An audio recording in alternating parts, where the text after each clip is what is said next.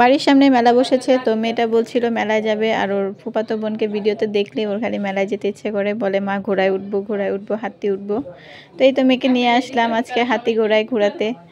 বাড়ির সামনে মেলা বসেছে, তো ছোটোখাটো, তত বড় না মেলাটা। মেয়েটাকে তো হাতিতে উঠালাম, ঘোরাতে উঠালাম। বাচ্চা মানুষকে দেখলে এগুলো একটু শখ করে, তার জন্য তো নিয়ে আসলাম। পরে আবার ট্রেনে উঠবে বলছে, আম্মু চলো সাপে উঠি, ট্রেনে উঠি।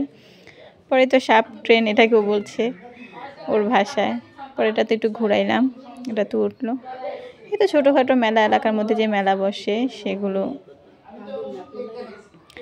এখানে নৌকায় বসেছিল, নৌকায় ওরা উঠতে দিন অনেকক্ষণ কান্না করেছিল, কারণ বড় মানুষ এখানে আর অনেক ঝুলানো হয় পরে, তার জন্য আর উঠাইলাম না। এখানে বাচ্চার জন্য কিছু ক্লিপ কেনাকাটা করলাম, ওর জন্য ব্যান্ড কিনলাম, ক্লিপ কিনলাম। এগুলো কিনে তারপরে বসেছে মোটামুটি। এইগুলো আর তো সবসময় কেনা হয় মার্কেট থেকে, এই জন্য আর বেশি কেনাকাটা করিনি। হালকা মেঘ একটু ঘুরে তারপর নিয়ে আসলাম। মোটামুটি ভালোই ছিল মেলাটা, বসেছে টুকটাক ভালো জিনিসই বসেছে বিভিন্ন ধরনের। এখান থেকে ছোট ছোট কিছু জিনিস নিলাম, কটা বাটি প্লেট নিলাম ঘরের জন্য। এই তো মেলা এখানে। আল্লাহ হাফেজ।